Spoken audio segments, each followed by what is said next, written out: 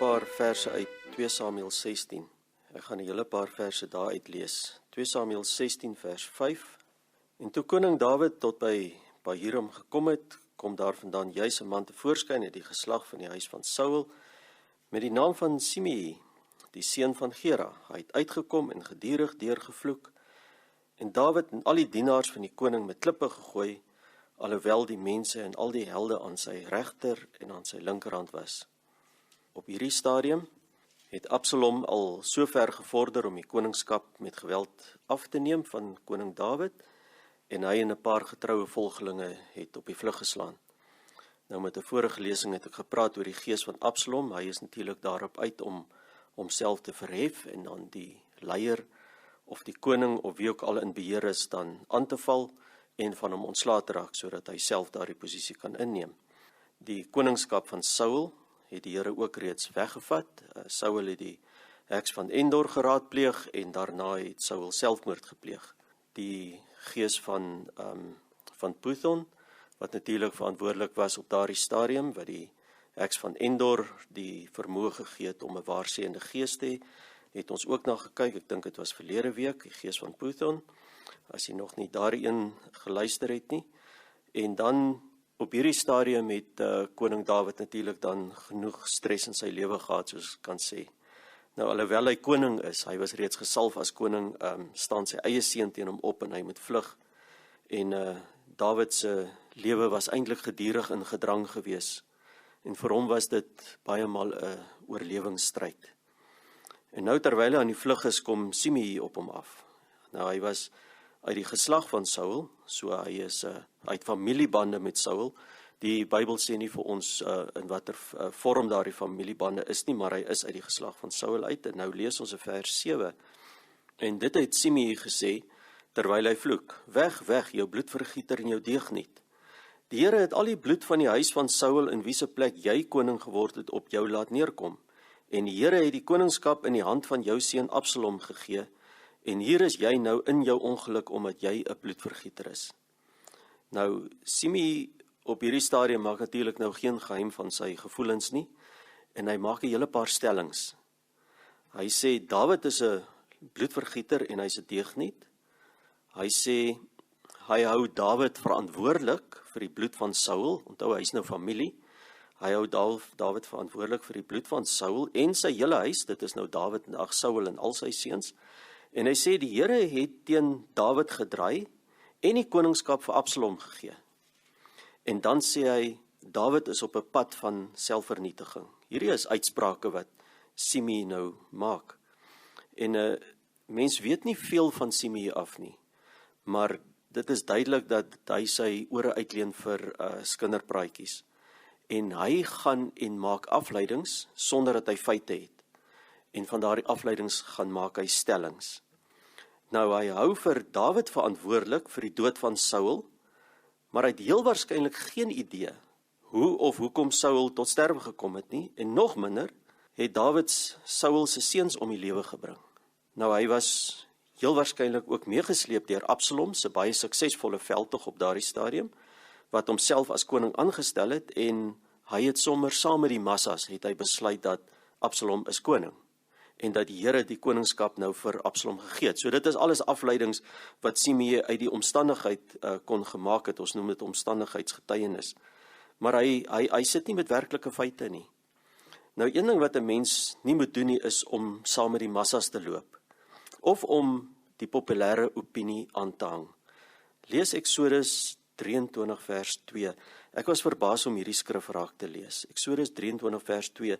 Jy mag die meerderheid nie volg in verkeerde dinge nie, en jy mag in 'n regsaak geen getuienis aflê agter die meerderheid aan om die reg te verdry nie. Ek het nooit geweet hierdie skrif is in die Bybel nie. Nou, om die meerderheid te volg in 'n saak, enige saak, wat nie strook met Bybelse beginsels nie, of wat nie gebaseer is op werklike feite of op die waarheid nie, word deur die Here as 'n oortreding beskou. As 'n mens sê, ag, almal maak so, dan regverdig dit nie die verkeerde saak, wat almal dan nou doen nie. So 'n mens mag nie die meerderheid volg nie. Hierdie stukkie is net vir interessantheid. Dan lees ons 2 Samuel 16 vers 9. Toe vra Abisai, die seun van Seruia, vir die koning: "Waarom moet hierdie dooie hond my heer die koning vloek? Laat ek tog oorstap en sy kop afslaan." Nou vir Abisai was die optrede van Simei heeltemal onvanpas. En hy is bereid om 'n einde daaraan te maak, om net eenvoudig oor te stap en sy kop af te slaan. Hierdie was gevegsmanne gewees. As die koning sê gaan, dan gaan hy gaan dit doen. Maar as dit gebeur, dan sou ons die res van die verhaal nie gehad het nie, en ons sou nie daaruit kon geleer het nie. En dit is ook nie wat moes gebeur het nie. Want Dawid het die Here se stem gehoor. En dit is eintlik, aanvanklik klink dit baie vreemd wat hier gebeur, maar ons gaan sien hoe dit werk. Nou wat Dawid Abisai nou antwoord, maak nie vreeslik sin nie. En heel waarskynlik het Abisai ook nie regtig verstaan waarom hy nie nou van Simei kan ontslaa raak. As Simei loop in vloek, en waarom kan hy hom net gaan stil maak nie? Dan is hulle van hom ontslaa. Maar ons weet ook dat die Here gesê het, Dawid is 'n man na die Here se hart. En ons kan dit sien, Dawid het die vermoë gehad om die Here se woord te hoor. Hy het die Here se stem het hy gehoor. Hy het dit al van kleins af het hy dit geleer om die Here se stem te hoor. En nou lees ons vers 10. Maar die koning sê: "Wat het ek met julle te doen, seuns van Seruia? As hy vloek, en as die Here aan hom gesê het, vloek Dawid, wie mag dan vra, waarom maak jy so?" En nou gaan Dawid voort en nou verduidelik hy die antwoord wat hy hier gee, vers 11. Verder het Dawid aan Abisai en al sy dienaars gesê: "Kyk, my seun wat uit my liggaam voortgekom het, soek my lewe. Hoeveel te meer dan nou die Benjaminiet? Laat hom staan, dat hy vloek, want die Here het hom dit beveel." Nou wat Dawid besef hier, hy is in 'n toets. Sy eie seun soek sy lewe. En hierdie man beskuldig hom dat hy wat Dawid is, 'n bloedvergieter is. Maar Dawid besef ook dat hierdie vloek van Simei tot sy dood kan lei. Hy sê, soos wat Absalom sy dood soek, so ook soek hierdie Simei sy dood. Maar Simei val hom nie werklik aan nie. Simei spreek slegs woorde. Hy val hom nie aan met 'n swaard of iets nie. Simei kom en hy spreek net woorde uit.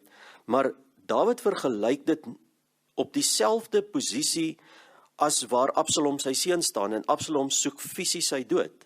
Met ander woorde, Simei met sy woorde is besig om Dawid se dood te soek. Want wat Simei doen, is hy is besig om Dawid op so 'n manier te beskuldig, dat dit na sy dood kan lei. Dawid besef dit. En nou neem hy sy toevlug na die Here as sy regter, om te bepaal of hy dan skuldig is of nie. Vers 12. Miskien sal die Here my ellende aansien, en sal die Here my goed vergelde vir die vloek wat my vandag tref. Nou op hierdie stadium gaan dit van die Here afhang, of Dawid van hierdie vloek gaan sterf of nie. En dit kan wees dat daar baie vorige gebeurtenisse deur sy kop gaan. Dit kan wees, was hy nie tog maar verantwoordelik vir Saul en Jonathan se dood nie, want op daardie stadium het hy wat Dawid is saam met die Filistyne gewerk. Dit was Dawid se regterhand Joab wat Abner vermoor het, een van Saul se seuns. Isboset se moordenaars het sy kop na Dawid toe gebring. Nou kan dit lyk of Dawid verantwoordelik is. Dawid het 7 nakomelinge van Saul aan die Gibeoniete oorgelewer om gedood te word. Met ander woorde, is hy nie tog skuldig nie. Is dit wat Simei hier sê, nie dalk tog die waarheid nie? Maar dan dink hy ook aan die keer waar hy eenmaal voor Saul gestaan het, toe hy geslaap het. En hy kon hom om die lewe bring. Hy het by sy kop in 'n end gestaan. En hy het dit nie gedoen nie. Hy het net die slip van sy kleed afgesny. Dis al wat hy gedoen het, en hy's weer daar weg. En Dawid besef, waar hy nou staan, is 'n dag van oordeel oor sy lewe. En dit is 'n dag van afrekening. Maar hy wat Dawid is bereid om te staan. Hy het nie laat Simei doodgeslaan word net daar nie, hy het hom gelos dat hy aangaan, want Dawid is bereid om te staan. Hoekom? Want Dawid was nog nooit 'n lafaard gewees nie. Hy het nie weggehardloop vir geen gevaar nie. Hy het 'n tromp opgeloop, en wat op hom afgekom het, het hy getrotseer. Hy het 'n leeu doodgemaak, hy het 'n beer doodgemaak, hy het voor Goliat gaan staan, hy het hom getrotseer, want Dawid is nie 'n lafaard nie. Hy gaan nie omdraai en hy gaan nie weghardloop nie. Hy gaan nie vir Simei net hier om die lewe laat bring nie, en van die probleem hier ontslaa raak nie, want hy besef, hy staan in 'n oordeel. Dawid het geen oortreding ooit van die Here weggesteek nie.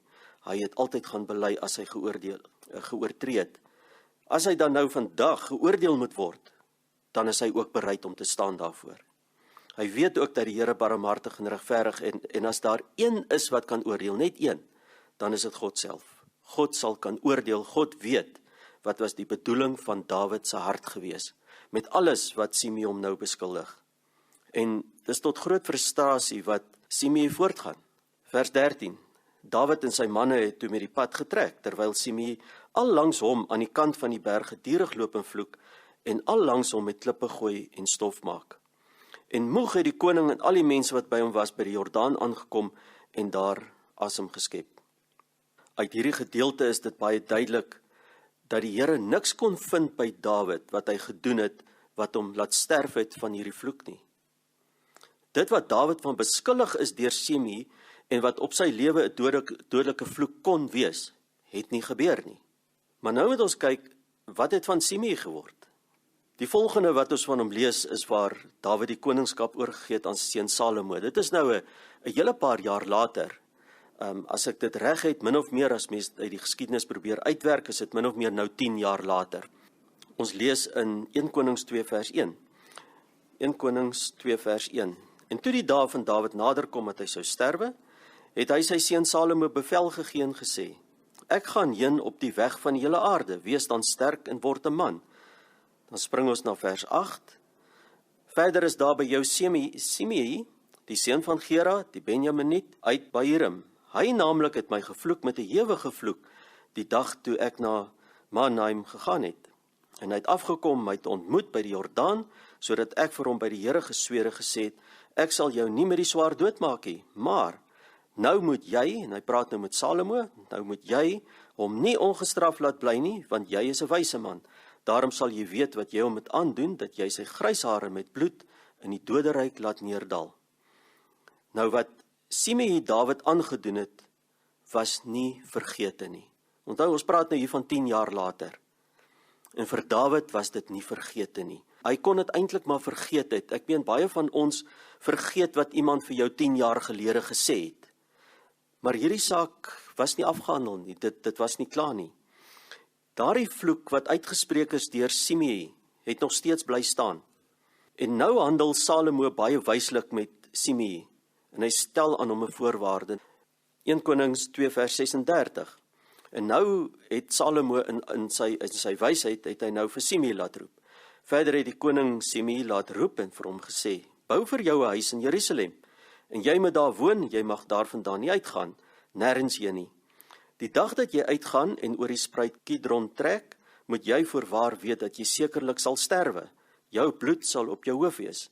En Simei sê vir die koning: Dit is goed, soos my Here die koning gespreek het, so sal die dienaar doen. En Simei het baie dae in Jerusalem gebly. Nou ons sien nêrens dat Simei sy oortreding ooit bely het nie. Hy het nêrens die vloek wat hy uitgespreek het ongedaan probeer maak het nie. Ek dink Simei self het lankal daarvan vergeet, totdat Salomo vir hom geroep het. Toe het hy heel waarskynlik weer daarvan onthou. Maar hy vloek was nog nooit afgehandel nie. Nou die feit dat hy ook beveel was om in Jerusalem vir hom 'n huis te bou en daar te bly, sou ook vir hom 'n ideale geleentheid geskep het om hom te bekeer. Jerusalem is die hoofstad, en daar kon hy hom bekeer het, want hy was in huisarrest gewees, presies in Jerusalem, daar waar hy al die geleentheid gehad het. Op 'n dag toe loop daar van sy slawe weg, en hierdeur kan ons sien dat Simei het normaal aangegaan met sy lewe. Hy het 'n normale huishouding gehad, hy was wel af genoeg om slawe aan te hou, en hy het heel waarskynlik 'n gesin gehad, en hy het besittings vermeerder, want hy het slawe gehad wat vir hom gewerk het. En ongeag daardie vloek wat hy uitgespreek het, het dit eintlik met Simei goed gegaan.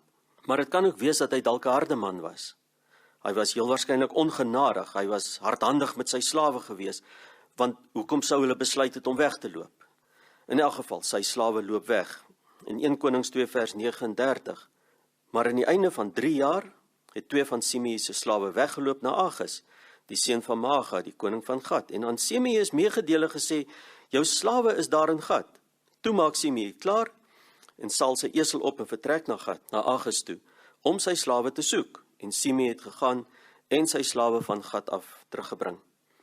Hy het nie genade betoon nie, ek weet nie of hy baie vrae gevra het nie, maar hy het afgegaan en die oomblik toe hy veronreg is, toe loop hy en hy gaan al sy slawe. Hy het geweet wat vir hom gesê is, maar in plaas daarvan dat hy iemand stuur om die slawe te gaan haal, hy kon heel waarskynlik iemand gestuur het, gaan haal hulle self. In sy hart was daar vergelding, en hy, wat Simei is, sal hierdie saak self hanteer. En uit sy karakter het die arme slawe seker deurgeloop toe hy hulle gekry het. Want hy gaan vergeld. Hulle het van hom weggeloop, hy gaan hulle sommer self haal, en hy gaan hulle weer terugbring. Daar is vergelding in Simei se hart. Maar, iewers was daar 'n spioen of iemand, en dadelik word dit vir die koning vertel. Dit gaan nie ongesiens verby nie. Hy is in huisarrest, nou ons weet nie hoeveel mense dit geweet het nie. Simei het dit geweet, hy was in huisarrest geplaas, maar hoeveel ander mense het dit geweet? En tog, die oomblik toe hy weg is, toe gaan iemand en gaan vertel het vir koning Salomo. So iemand meer as net Simei moes dit geweet het. 1 Konings 2 vers 41. Maar aan Salomo is meegedeel dat Simei uit Jerusalem na Gat weggegaan en teruggekom het. Sê dat hy weggebly het nie, hy het gegaan en hy het teruggekom. Daarom laat die koning Simei roep en hy sê vir hom: Het ek jou nie by die Here besweer en jou gewaarsku nie en gesê, die dag dat jy uitgaan en ergens heen trek, moet jy voorwaar weet dat jy sekerlik sal sterwe? En jy het aan my gesê, dit is goed, ek het gehoor. Waarom het jy dan die eed by die Here en die gebod wat ek jou afgelê het, nie gehou nie? Daardie vloek wat Simei uitgespreek het oor koning Dawid, daardie dag, ons praat nou van 13 jaar gelede, want hy 3 jaar in Jerusalem gebly, so dis 13 jaar gelede, daardie vloek het nooit tot rus gekom nie. Daai vloek was nog nooit afgehandel nie. Dit het nie verlore geraak nie, dit het nie vergete geraak nie. Die vloek het bly staan. 1 Konings 2 vers 44. Verder sê die koning vir Simei: Jy ken self al die boosheid waar jou hart van weet, wat jy my vader Dawid aangedoen het. Daarom, laat die Here jou boosheid op jou eie hoof neerkom. Maar mag koning Salomo geseënd wees en die troon van Dawid bevestig word vir die aangesig van die Here tot in ewigheid. Daarop gee die koning bevel aan Benaja, die seun van Jojada, die het uitgegaan en op aangeval sodat hy gesterf het. In vers 47, en die koningskap is bevestig in die hand van Salomo. Nou hierdie tydperk wat verloop het, was min of meer 13 jaar. Die vloek wat Simei uitgespreek het, daardie dag, kon onmiddellik sy dood veroorsaak het. Abisai wou hom net daar doodslaan, maar Dawid het gekeer. Omdat Abisai nie uitspraak kon gee of die vloek waar of vals was nie. En hier het ons te doen met 'n vloek in die vorm van 'n vals beskuldiging. Simei het gegaan, het uitsprake oor Dawid gemaak, en die enigste een wat as regter daardeur kon optree, was die Here self. En ons het ook gesien dat hierdie vloek Dawid se dood gesoek het. Net soos wat Absalom sy dood gesoek het, so het hierdie vloek Dawid se dood gesoek. Maar uiteindelik, Simei wat die vloek uitgespreek het, dit het sy dood veroorsaak. As hy dit nie uitgespreek het, 13 jaar gelede nie, sou hy nie nou doodgemaak gewees het nie. Ons sien ook dat die vloek nooit vergete geraak het nie. Toe Dawid nie skuldig was en die vloek hom nie gedood het nie, toe keer dit terug na Simei. En die boosheid van sy hart het die Here op hom laat neerkom. Hierdie vals beskuldiging in die vorm van 'n vloek het iemand se dood beteken. Of die dood van Dawid, of die dood van Simei. As daardie vals beskuldiging waar sou wees, het Dawid gesterf. Toe Dawid nie sterf nie, word die vloek in stand gehou, tot op 'n dag wat dit vir Simei tref, die een wat dit uitgespreek het, en hy sterf daarvan. Maar in die hele proses was die Here die regter gewees.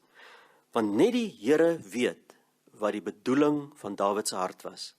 Net God het geweet of hy skuldig is en of hy nie skuldig is nie. Nou hierdie gees van Simei is tweeledig. Dit gebruik sterk taal om 'n vloek uit te spreek, en daardie vloek kom in die vorm van 'n vals beskuldiging. En daardie vals beskuldiging is ook 'n vloek. So hier is twee dinge: sterk taal, want hy het aldeur geloop en vloek, hy het klippe gegooi en stof opgeskop, en dan het hy hierdie vals beskuldiging, en Dawid het gesê dit is 'n vloek wat uitgespreek is. As ons na die eerste een kyk, dan beskryf die Bybel dit as vuil taal. As ons nou lees in Efesiërs 4 vers 29, Hy sê, laat daar geen vuil woord, in die Engels word dit vertaal as harmful language, laat daar geen vuil woord uit julle mond uitgaan nie, maar net 'n woord wat goed is vir die nodige stigting, sodat dit genade kan gee aan die een wat hoor. En dan sê hy, en bedroef nie die Heilige Gees van God nie, deur wie julle verseël is tot die dag van verlossing. Alle bitterheid en woede en toorn en geskreeu en lastering moet van julle verwyder word saam met alle boosheid. En dan Efesiërs 5 vers 3 sê hy, maar hoerery en allerhande onreinheid en hebsug moet onder julle selfs nie genoem word nie, soos dit die heiliges betaam, ook nie gemeenheid en dwaase of lawwe praatjies wat nie pas nie, maar liewer danksegging. In Engels is dit bad language or foolish talk or dirty jokes. Gemeenheid, dwaase of lawwe praatjies. Bad language, foolish talk, dirty jokes. Woorde wat in die volksmond vuil woorde geword het of wat gebruik word om mee te vloek, mag in ons monde nie wees nie. Nou hierdie vuil woord het nie noodwendig 'n gevolg nie, behalwe dat dit mense seermaak, of mense afkraak, of mense minderwaardig laat voel. Nou baie mense vloek net eenvoudig as 'n alledaagse gesprek. Tussen elke tweede woord is daar 'n vloekwoord. Daardie soort vloeke word nie oor iemand uitgespreek nie, dit is bloot vuil woorde wat die Bybel van praat. En die Here wil nie in ons monde hê nie, hoekom nie? Want daardie vloekwoorde, daardie vuil woorde, daardie dirty jokes, bedroef die Heilige Gees. Vuil woorde in ons mond, bedroef die Heilige Gees wat in ons woon. Nou wanneer 'n mens vuil woorde gebruik in 'n gesprek met ander, dan kom dit neer op verbale mishandeling, en daarvoor is daar 'n straf. Matteus 5 vers 22, maar ek, Jesus, dit is Jesus wat hier praat, sê vir julle, dat elkeen wat vir sy broeder sonder rede kwaad is, verantwoording moet doen voor die gereg. En elkeen wat vir sy broeder sê, raka, moet verantwoording doen voor die groot raad. En elkeen wat sê, jou dwaas, moet verantwoording doen in die helse vuur. Raka beteken, jy is niks werd nie. Enige een wat vir sy broeder sê, jy is niks werd nie, of you are worthless, of jy is leeg, soos in empty, you are empty, jy is niks werd nie, dit is die woord raka. Hy moet verantwoording doen voor die groot raad. Hy gaan voor die Here gaan hy staan, en hy gaan verantwoording doen. Jou dwaas beteken is, jy is te dom om iets te sê, so bly liewer stil. As jy sê, jou dwaas, jy's 'n dwaas, bly liewer stil, jy is te dom, jy kan nie iets sê nie, so bly liewer net stil. Nou in sterk argumente word die F-woord baie en volop gebruik, en dit is verbale mishandeling, en dit is 'n vloek op daardie persoon, wat op daardie manier gevloek word. En wat sê die Here se woord dan? Hy sê, as dit jou taal is, gaan jy verantwoording doen in die helse vuur. Ek dink nie die Here draai doekies om oor wat met jou gaan gebeur nie, of wat is die oordeel wat uitgespreek gaan word oor jou, as jy net vir iemand sê, jy is niks werd nie, dan sê hy, jy gaan verantwoording doen voor die groot raad. As jy vir jou broeder sê, jy is te dom om iets te sê, dan gaan jy verantwoording doen in die helse vuur. Dit is geweldig. Iets wat so maklik gesê word, en dit is die straf wat daarvoor is. Nou dan moet ons oppas vir valsbeskuldigings. En dit is om 'n valsbeskuldiging teenoor iemand uit te spreek. Want 'n valsbeskuldiging is 'n vloek wat in stand gehou gaan word totdat daarmee gehandel is. Enige valsbeskuldiging, en dit is so maklik om dit te sê, 'n valsbeskuldiging het al baie mense se lewens verwoes. Daar was mense wat eenvoudig beskuldig was van goed wat hulle nooit gedoen het nie. Dit was oorgedra vir die waarheid, daar was 'n gevolg daar by daardie mense, en daardie mense se harte is aan flarde, want hulle is nie skuldig nie. Hulle weet, hulle is nie skuldig nie, en al sê hulle dit ook, hulle is nie skuldig nie. Baie mense het al die kerk verlaat, omdat mense vals beskuldig is binne in die kerk. Of deur mense wat leraars is, of iemand wat iemand inroep, en hulle beskuldig van dinge wat nie gedoen is nie. Nou moet ons oppas, want dit wat gesê is 'n vloek wat in stand gehou word. En dit word in stand gehou totdat daar vergelding is. En nou is die gevaar van 'n vloek, 'n vals beskuldiging, wat 'n vloek is, wat uitgespreek word, die gevaar daar is, hy word in stand gehou totdat daar 'n oordeel was. As Die persoon wat die vloek uitgespreek het, of wat die beskuldiging uitgespreek het, as daardie beskuldiging waar is, dan moet daardie persoon wat skuldig staan daarteenoor, gaan boet daarvoor. Hy gaan self verantwoording doen vir dit wat hy dan nou verkeerd gedoen het. As daardie persoon onskuldig is, dan draai die vloek om en kom terug na die een wat dit uitgespreek het. En daardie vloek wat Simei uitgespreek het oor Dawid, het eers op 'n einde gekom toe die dood ingetree het. Tensy hy gaan om verskoning vra het, maar hy het dit nooit gedoen nie. Hy het nooit gaan bely nie. Hy het nooit berou gehad vir die vloek wat hy uitgespreek het nie. En dit het omgedraai en hy self het verantwoording gedoen daarvoor. Want die Here is die regter en hy is die enigste een wat werklik kan oordeel daaroor. Baie keer doen 'n mens 'n ding met die beste bedoeling in jou hart, maar wat jy gedoen het, het net eenvoudig nie die regte uitwerking gehad nie, of iemand het dit op in 'n ander lig gesien. Nou kom hulle terug en hulle beskuldig jou van iets wat jy gedoen het. En jy staan daar en jy kan nie verstaan waarom hulle jou beskuldig daarvan, want jy dit met die beste bedoeling in jou hart het jy dit gedoen. God weet dit. Nou kom daar mense, nou kom beskuldig hulle jou van iets wat jy gedoen het, want hulle is nou veronreg in die proses. Nou moet daar 'n oordeel plaasvind. En die oordeel wat plaasvind is die Here kyk in die hart van die een wat beskuldig word, want net hy ken die hart. As daardie persoon se bedoeling was om skade aan te rig, dan is daardie persoon verantwoordelik vir dit wat hy gedoen het. As daardie persoon dan onskuldig bevind word deur die Here self, draai die vloek om en gaan terug na die een wat dit uitgespreek word, en daai een gaan nou verantwoording doen vir wat hy uitgespreek het. En ek dink almal van ons staan skuldig iewers. Want dit is so maklik om 'n vinger te wys en 'n vals beskuldiging uit te spreek, wat jy dink die waarheid is, maar jy het nie die feit en jy weet ook nie wat die bedoeling van daardie persoon se hart was nie. En nou gaan daai vloeke wat ons uitgespreek het, gaan omdraai en ons gaan daarvoor verantwoording doen. Matteus stel dit baie duidelik, Matteus 12 vers 36.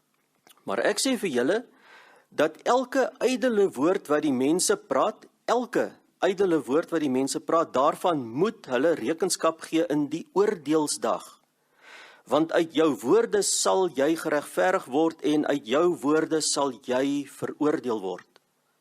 Woorde wat ons uitspreek, daardie woorde het 'n oordeel oor hulle, daar vind 'n oordeel plaas, en dan gaan daar een van twee goed gebeur, vers 37, of jy gaan geregverdig word, want wat jy gespreek het is die waarheid, en as dit nie is nie, uit jou woorde gaan jy, wat het gespreek het, veroordeel word.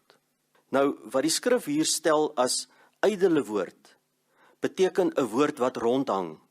In die Engels is dit meer duidelik, dit beteken it is unemployed. 'n Woord wat unemployed is, 'n woord wat nie 'n basis het nie, 'n woord wat net gespreek word, nou hang in die lug, maar hy het geen fondasie onder hom nie. Hy is, die Engels is baie duidelik. The word is unemployed. Dit is ydelle woorde. Ek het vir baie jare gewonder, wat is 'n ydelle woord? Uiteindelik weet ek, wat is 'n ydelle woord? 'n Ydelle woord is 'n beskuldiging wat jy uitspreek teenoor iemand anders, wat geen basis het nie, wat unemployed is, waarvoor jy, wat het uitgespreek het, verantwoording gaan doen. Nou daar is raad wat die Here ons gee, en dit is in Jakobus 1 vers 19. Sodan, my geliefde broeders, elke mens moet gou wees om te hoor, stadig om te praat, stadig om toornig te word. Want die toorn van 'n man bewerk nie die geregtigheid voor God nie. Daarom doen afstand van alle veiligheid en oorvloed van boosheid, en ontvang met sagmoedigheid die ingeplante woord, wat in staat is om julle siele te red. Die ingeplante woord, die woord van God, wat in staat is om julle siele te red. Hoekom moet ons gou wees om te hoor? Want jy het feite nodig, voordat jy iets sê. Jy kan nie 'n uitspraak maak op hoorsê, op skinderpraatjies, op iets wat jy dalk net vinnig gevang het nie. Jy moet gou wees om te hoor. Hoor, het ek feite? Nee, ek het halwe feite. Weet ek wat aangaan? Nee, ek weet nie regtig wat aangaan nie. Dan is die Here se raad, bly dan stil. Dis vir jou beter om dan niks te sê nie, as wat jy 'n beskuldiging uitspreek op hoorsê, woorde wat nie 'n basis het nie, woorde wat unemployed is, dan voeg jy daar nog 'n paar vloekwoorde ook by. Dit is dieselfde as om klippe te gooi en stof op te skop. En dan is dit woorde waarvoor jy, wat dit uitgespreek het, verantwoording gaan doen. Jy word verantwoording gehou vir elke ydelle woord. Nou, ek het so 'n kort opsomming van die gees van Semi. Die gees van Semi sit agter vuil taal wat as vloeke uitgespreek word. Hierdie vloeke is verbale mishandeling van diegene wat dit hoor, maar dit word ook veroordeel deur die skrif as 'n taal wat die Heilige Gees bedroef. Verder sit hierdie gees agter vals beskuldigings, wat 'n vloek is wat in stand gehou word totdat daar vergelding plaasvind, al is dit eers baie jare later. Net soos in die geval van Semi is daar kans om tot bekering te kom, die vloek te bely, om verskoning te vra, dan die krag van die vloek te verbreek, maar indien dit nie gedoen word nie, sal die vloek eers ophou na vergelding en nie voor die tyd nie. Nou as ons net vinnig weer kyk na wat die skrif sê, om nie die Heilige Gees te bedroef nie. 'n Mens kom dit agter as jy self geen vuil taal in jou mond het nie, en jy aanbid die Here, en jy's lief vir die Here, en jy kom by 'n gesprek waar iemand vloek, waar hy vuil woorde gebruik, en waar hy die Here se naam uitelik gebruik, dan kry jy seer in jou binneste. Jy kry werklik seer, want die Heilige Gees wat in jou is, kry seer vir daardie persoon. Nou kan 'n mens jou indink, hoe so 'n persoon, die Heilige Gees wat in hom heel waarskynlik is, want daardie persoon het iewers tot bekering gekom, is 'n kind van die Here, daardie persoon kom kerk toe, daardie persoon dien die Here en hy lees sy Bybel, maar sy mond is vol vuil taal en daardie persoon bedroef die Heilige Gees in sy eie hart. Daardie woorde mag nie in ons monde wees nie. Dis vuil taal wat die Heilige Gees bedroef. Dan wonder 'n mens baie keer, hoekom is daar soveel mense wat rondloop met siektes in hulle liggame wat nooit gesond raak nie?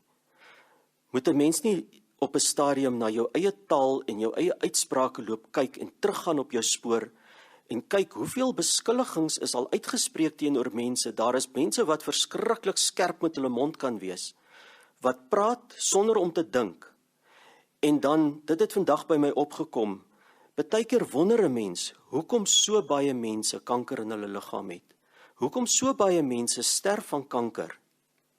Want die vloeke wat hulle uitgespreek het met hulle skerp mond, het omgedraai, want dit was unemployed. Daardie persoon wat hulle beskuldig het, was nie skuldig nie. Die Here het geoordeel, daardie persoon het nie verantwoording, hoef nie verantwoording te doen nie, want hy is nie skuldig nie. En omdat hy skuldig is, hy draai die vloek om, kom terug na jou wat dit uitgespreek het, want jy gaan verantwoording doen daarvoor. En dan wonder ek, hoekom so baie mense aan kanker doodgaan, sterf aan kanker. Ek sê nie in alle gevalle nie, maar hoeveel mense het kanker, en hulle gaan dood daaraan. Jy kan bid soos jy wil, hulle raak nie gesond nie, hulle kry kanker, en hulle sterf daarvan. En is dit nie alles vloeke, wat omgedraai het, en wat verantwoording en vergelding kom soek het, in die persoon wat dit uitgespreek het nie. Ons moet ons eie lewe 'n bietjie ondersoek, ons moet ons eie woordeskat 'n bietjie ondersoek, ons moenie die Heilige Gees bedroef nie, en dan moet ons kyk, hoe lyk ons uitsprake wat ons maak? Praat ons met feite, of maak ons net so Simei? Hy kom, en hy beskuldig net eenvoudig vir Dawid, en hy maak sommer 'n klomp stellings, net daar. Dit het Simei se dood gekos. En ons moet kennis neem van die gees van Simei. En baie mense is hierdie gees verskriklik werksaam, en party mense baie minder, maar ek dink as dit by beskuldigings kom, staan almal skuldig. En ons hoef nie benoud of bevrees te raak nie. Ons weet, ons kan bely, ons kan erken, ons kan ons knieë buig voor die Here, ons kan ons skuld bely, en as ons dit bely, dan word daardie vloek dan kragloos gestel, want dan het ons erken wat ons gedoen het, en sodra ons erken, dan was die Here met sy bloed, was dit weg, hy het gesterf vir ons oortredings, ons tekortkoming, met alles het Jesus die skuld op hom geneem, en hy het vir ons die verlossing behaal aan die kruis. Die gees van Simei het natuurlik 'n ander kant ook, en dit is die uitwerking wat dit het op die persoon, op wie daardie beskuldiging gelê word.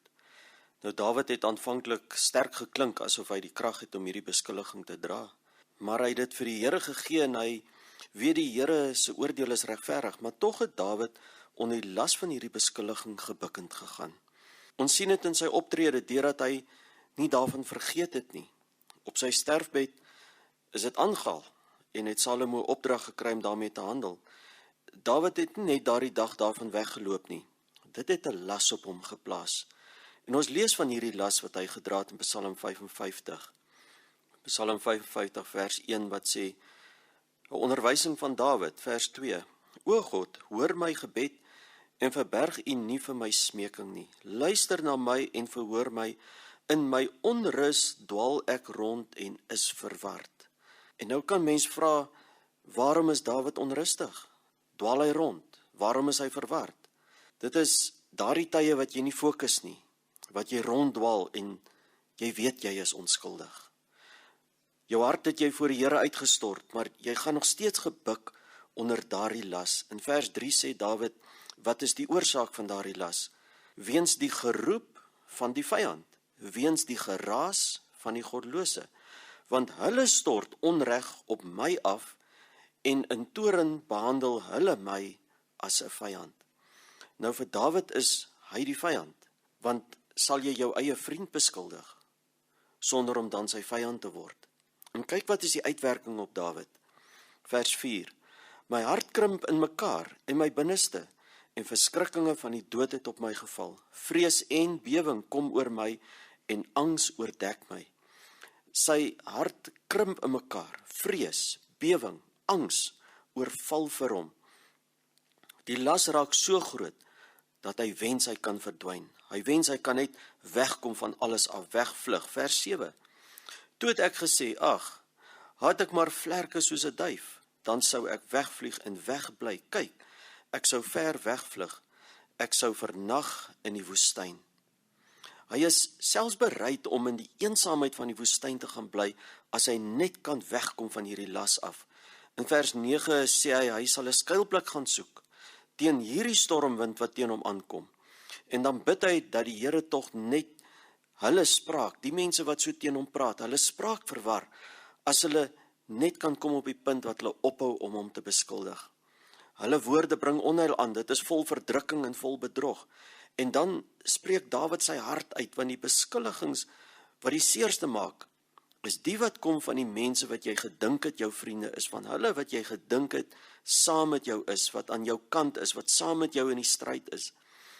In dieselfde tyd wat Semei Dawid gevloek het, het ook Agitofel, Dawid se raadgewer in sy regterhand, het teen hom gedraai. Hy het oorgestap na Absalom toe. Die een wat ons kan sê naby aan Dawid was, wat saam met hom beplan het, saam met hom geveg het, saam met hom gestry het. Vers 12.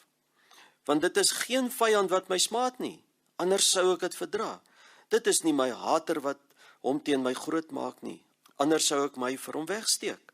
Maar jy, 'n man soos ek, my vriend en my vertroude, dis sy vriend wat teen hom gedraai, dis daardie persoon wat Dawid gedink het saam met hom is. Ons wat innig met mekaar omgegaan het, in die huis van God gewandel het. Nou as Dawid nog deur sy natuurlike vyand beskuldig was, dan sou hy dit makliker kon verdra het. Maar nou is dit sy eie vriend, die een saam met wie hy in die Here se huis dien, sy broer, sy suster langs hom. Maar in die gees word daardie persoon jou vyand. In plaas daarvan om hulle aan te val, of om hom te verdedig, neem hy sy toevlug na God, die enigste een wat hom kan help.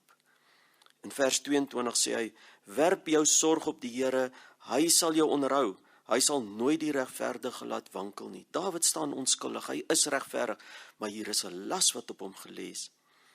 Dit is nie maklik om onder vals beskuldigings deur te loop nie. En die gees van Semei sal sorg dat jy in jou gees gepynig word, dat jy gebukkend gaan onder daardie las, al is jy ook onskuldig. Dawid praat hier van klaag en steun en smeking en onrus. Sy hart krimp in mekaar. Hy praat van verskrikking en vrees en bewing en angs. Dis al hierdie uitwerking van die gees van Semei op Dawid. En hy is onskuldig beskuldig. Wat Dawid hier ervaar, is al die emosies wat iemand ervaar wat vals beskuldig word. En net God in die hemel kan so 'n persoon daardeur vat. Net God kan reg laat geskied. Net God kan daardie persoon weer versterk. Net God kan die werking van die gees van Simei in so 'n persoon se lewe verbreek, sodat hy 'n vol lewe nog steeds in die blydskap en in die oorwinning van die Here, al hang daar die beskuldiging ook oor sy kop. Maklik is dit nie, maar niks is by God onmoontlik nie. Ons moet nie net onsself ondersoek of hierdie gees by ons betrokke is nie, of ek iemand vals beskuldig het, of ek deurloop onder 'n vals beskuldiging nie. Nee, ons moet intree vir hulle wat onder 'n vals beskuldiging deurloop, hulle wat beskuldig word, veral leierskap. Leierskap in 'n plek word so maklik beskuldig, dit is nou hulle vang nou dit aan en hulle doen dat en dit is nou hulle skuld, laat dit lyk soos dit lyk, maar dit is nie hulle skuld nie.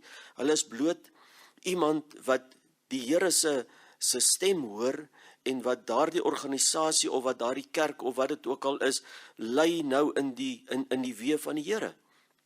Maar dan word hulle beskuldig, dit is hulle skuld, laat dit so gaan, en daardie leiers loop gebukkend onder die las van die gees van Simei, omdat daardie skuld op hulle gelaai word, en dit is vir hulle wat ons moet bid, ons moet vir hulle intree, dat hulle kragtig in die Here staan, en nog steeds voorloop, en nog steeds doen wat die Here van hulle verlang om te doen, wat hulle ook graag wil doen, maar hulle word belas en belaai deur die gees van Simei. Ons moet hierdie gees met ons veg, ons moet hom veg in ons eie lewe, ons moet hom ook veg tussen ons, waar hy ook in die kerk beweeg, waar hy in maatskappye beweeg, waar hy in organisasies is, en waar hy op leierskap afkom, op mense wat die stem van die Here hoor, en wat rigting aandui, en wat dinge in plek moet sit, en wat dinge moet doen. Maar dan is daar diegene wat wil vashou aan hulle eie sienswyse daaroor, en dan word daardie mense beskuldig, en dit lê 'n las op hulle. Ons moet vir hulle intree, ons moet vir hulle bid, dat hulle nie beswyk onder die lasie, dat hulle nie gaan lê onder die lasie, maar dat die Here hulle kragtig maak, want is net die Here wat uiteindelik die volkome vergelding sal bring, net die Here sal weet wat hy met al hierdie dinge moet maak. Ons dank die Here vir die openbaringe uit sy woord. Ons dankie dat ons daaruit kan leer, laat ons self ondersoek, en dat ons 'n vry en 'n vol lewe in Christus kan lewe. Die Here seën u elkeen. Amen.